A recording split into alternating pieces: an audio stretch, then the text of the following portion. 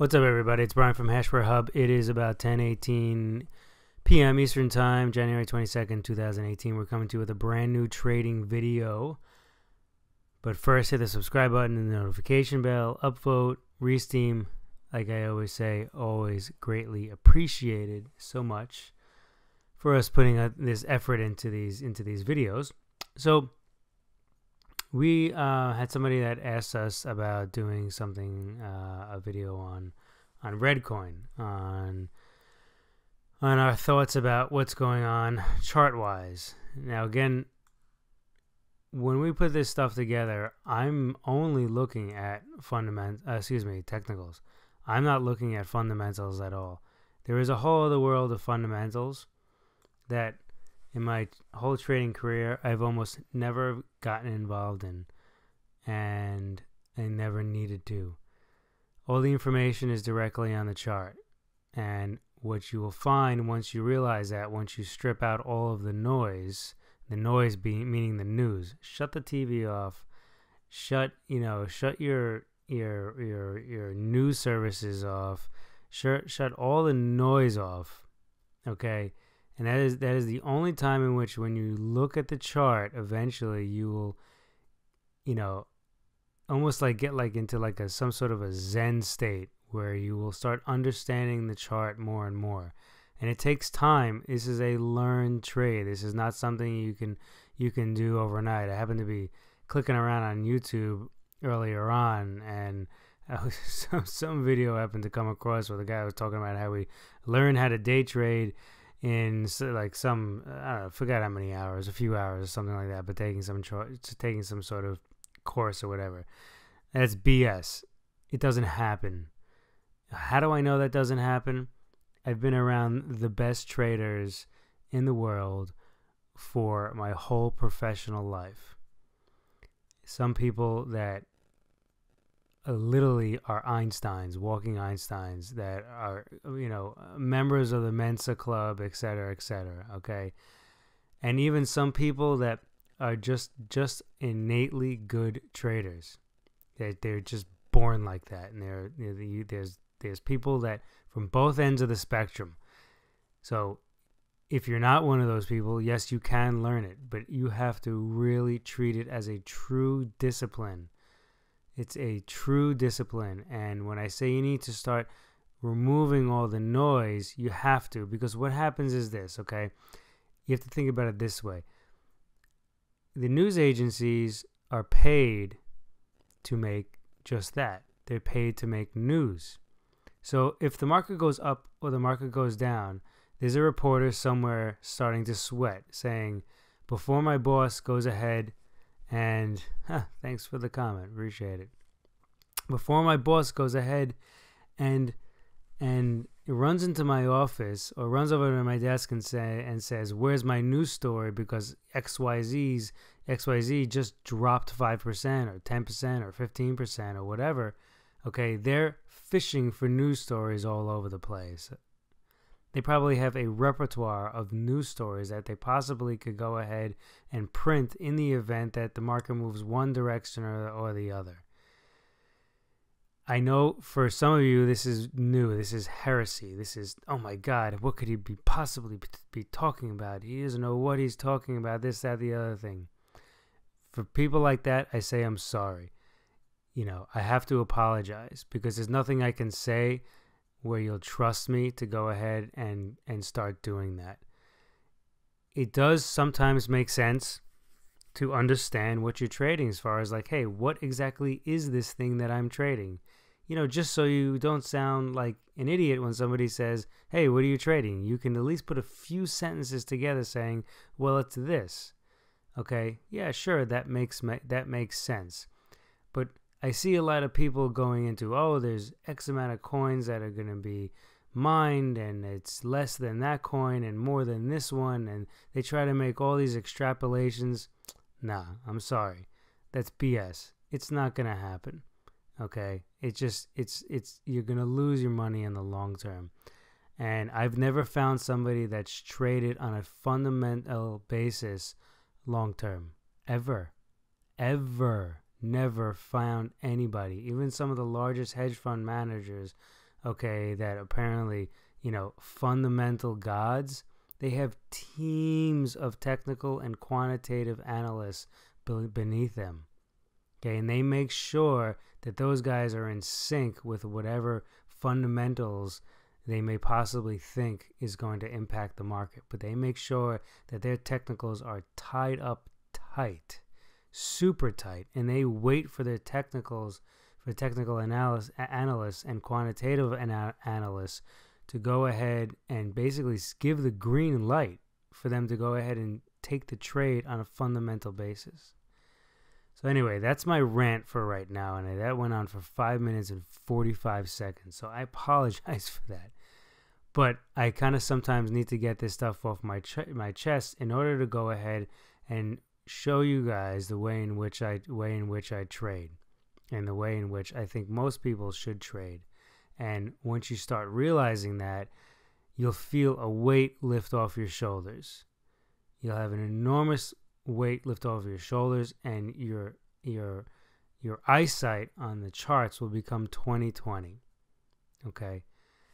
And, I'm not trying to say by any means I don't learn things or anything else like that. This is a trade I will be learning to the day I die. And you have to look at any trade that you want to go ahead and be proficient in. You have to look as if you're constantly learning. I'm constantly learning new things all the time, even though I've been doing this since well before 1999. So again, I apologize. We're going to 6 minutes, 45 seconds. Let's get right into it. ReddCoin, here we go. So, all right. So what do we have on ReddCoin? ReddCoin, we have fractal nature. We have a triangle here. We have a triangle here. And then we have this big behemoth, which I'm going to dissect for you. And this Elliott wave right here, we're going to get to it at the end. So this is on a 4-hour basis. Let's look at this on a 1-hour basis. Okay. We've never gone over this coin before, so that's why I'm kind of going back to the beginning. So in the beginning, we didn't know if this was going to be triangle, craziness. We had no idea. So we didn't really know to draw this triangle until the triangle actually started, appearing. Okay? And so here it is. Triangle has appeared, and we draw it. Now, I didn't start looking at this coin until somebody asked us to. So literally, this is my starting point. Right here. This is my starting point. So I'm looking back in time. But when I look back in time, you need to do the same thing. You need to look back in time. And so if you're standing right here, you got to literally block this all out. And literally go like this. What would I do right now?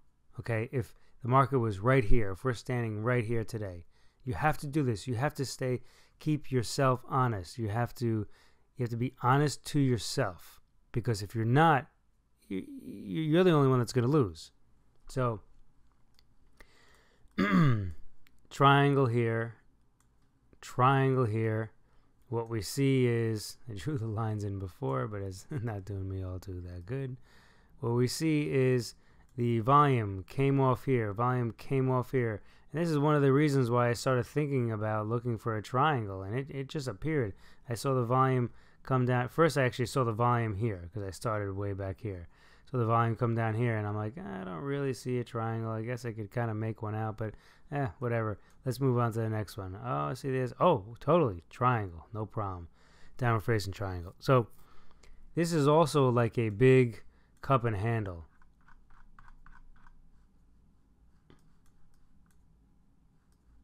And this is some other work I had done back here too. Okay. So this is a big cup and handle. So keeps going, and then you kind of have, the cup kind of runs up, and then you have your handle right here, which was that triangle. And from there, usually there's a spike up when you have a big cup and handle like that. And so then we see another triangle here, and I'm counting the Elliott wave. So I see 1, 2, 3, 4, and 5. Right? I can count 5 up, so I'm expecting to see a larger correction. And since obviously this is the first time looking at the chart, I mean, obviously you do see that larger correction here. So with that said, what do we have? So I'm going to do what I just said. Okay, you got to look at it like this. And okay, day one, you know, I don't know about this blue line here yet, right? And the market's trading. I don't know anything. Oh, boom, this came right here. Well, let me see. I have this here. This is kind of a bottom of a candle right there. I'm going to draw a line. I'm bringing you guys through my thought process as candles appear. What do I do? And so, you know, if this is boring to you, I apologize, but I want you guys to understand my thought process. It works for me. Maybe it'll work for you. If it doesn't, it doesn't. My apologies. I took a few minutes of your time. So, you know, it keeps on going, and oh, wait a second, I get another data point. So remember, I drew the line from like here to here. You know, actually in the beginning, I probably would have drew it from the bottom of this green line to here. So then you probably would have overshot this just a touch, you know, just a touch up here instead of where it is right here. So wait a second, I got another one, right? And then what do I see, right? Probably right around now, I would have started drawing in this dotted blue line. Right about now, would have started because I was seeing this going on here, okay? And I would have seen this here. I probably would have started to draw in this solid blue line, okay? But what I probably would have done with a solid blue line, I probably would have had it come down. It probably would have touched the top here. But as I get more information in, right, so now I have the dotted blue line here, okay, the market comes up. Now, I most likely would not have gone ahead and thought that a triangle of this size would have been a sufficient correction. Why? Because we're working right now in the beginning of January. And what happened kind of before that? Well, Bitcoin peaked. And when Bitcoin peaked and it started selling off, that started looking like an ABC correction. So this is an altcoin, and Bitcoin's the sun. So, or the moon, you could look at it, the moon that changes our tides here, but it's the sun, and all the altcoins are the spinning moons and the spinning planets, okay, and spinning around the sun. You know, probably would have drew this more along like here. And then as this would have come up, I would have said, oh, you know something? These two are probably actually connected. Or maybe not. Maybe it's still these two, and I would have drawn these two. I still would have drawn these two together. Okay. And so as the market continues to trade, we then have it come down to here.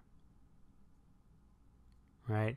So now I have this blue line, I have this blue line here, and then I'm looking and I'm saying to myself, wait a second, this is like an expanded triangle, but the volume is falling off, right? And normally, what you normally have is a regular triangle when the volume is falling off like this.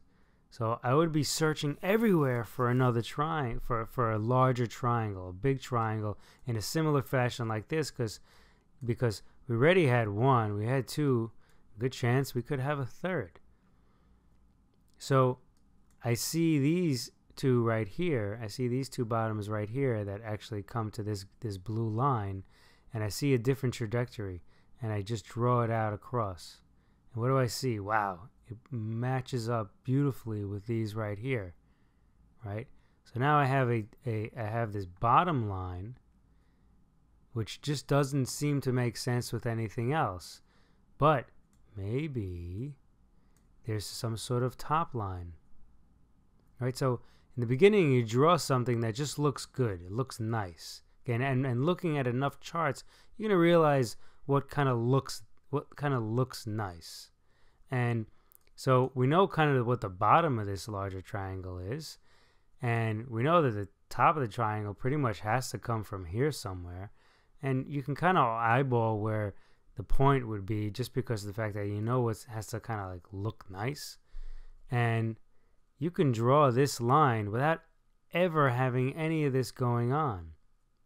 You don't need any of this going on to draw this top line.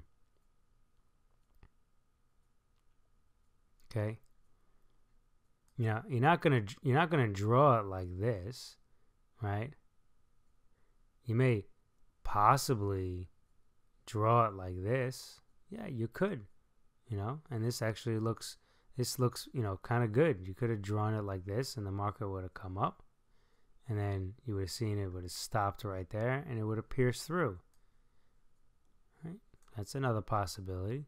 But even still, this looks too short to me. There's not enough waves, right? You want to see this. You want to see this. You want to see up, down, up, down, up, down. You know, up, down, up, down, up, down, down, right? That's what you want to see. Right? And here, you don't see any of that for this triangle. It just kind of meanders at the top, and then it comes down, and it goes up. Right? You don't really see any of that.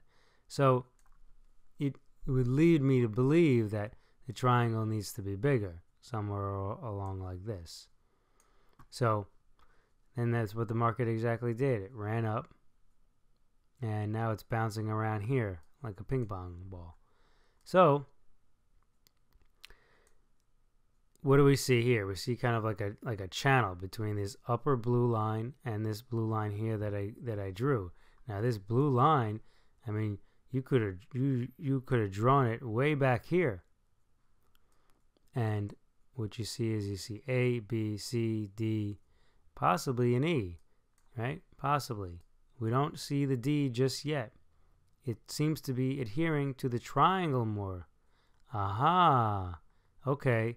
This is like a proof. This is like proof positive that now the market is adhering to more of a triangle formation for this. This like expanding channel or expanding triangle is more like an expanding channel is no longer valid. It does not look like it's valid anymore right now. It looks like the market's going to be trading along here, and then it's eventually going to get to some sort of decision point, right? I mean, right? You have like a triangle within a triangle. It's going to get to some sort of decision point. What it does, don't know just yet. Now, you don't have to have A, B, C, D, E. You can have A, B, C, D, E, F, G, H, I. I mean, it can go on for a long time. So, let's see what happens here. If Bitcoin tends to move up, there's a very good chance this may come right out. But still, we have the channel. So maybe that provides another resistance line, another level of resistance. Or we may get to a point where this gets so small that it then just sells off because it has to do something, because Bitcoin is still going sideways, right? If Bitcoin continues to go sideways, this may just kind of sell off. Or even if Bitcoin continues to go up a little bit, it may kind of come back up into this channel right here, and then it may come back down again. So a lot of this is dependent on Bitcoin, don't get me wrong, but you need to understand where this could possibly go. And this is your roadmap, right? This is where the price could possibly go. And you need to have this roadmap. Otherwise, you're just driving blind. So what could happen after this thing plays out? You know, everybody's always thinking about price projections. Where it gonna go? Where it gonna go? So we believe that there's gonna be some sort of wave, 1, 2, 3, 4, 5, you know, motive wave. You need a motive wave of 5 waves to start a new bull run. It's gonna look something like this. Now, does it happen here? Does it happen here? Does it happen here? Does it happen here? We don't know yet. Does it happen here? We don't know yet. We need more information. Okay, but easily it could happen, you know, right here. I don't think that, you know, a level of around 4 cents is out of the ordinary. Is something that's not doable. It's totally well within the reasoning of the patterning here, of the distance between here and here versus the distance between here and here, distance between here and here versus distance between here and here. This is how you kind of measure things, Okay, now what is the distance beginning between here and the next thing based on the size of the triangle? So this is what's going on with ReddCoin, is according to our estimation and what we believe the charts are telling us. Apologize if I went on a little bit too longer than maybe some of you guys would have liked, but I'm finding people are on either side of it. Some people want me to just shoot them straight within, like, 3 or 4 minutes. Other people want like these long videos of me really talking through all the minutia. So maybe we'll make a mix of things. I tend, like the previous video I did before, I think it was like in 15 minutes and went over 2 coins in a pretty quick succession. So call it about 7.5 minutes each. I see a lot of other, technical analysts out there that they'll go on for a half hour on one coin before they really get to anything, if anything at all. So I hope you guys find this kind of chock full of information. And yeah, happy trading. We'll take it from there. Speak to you soon.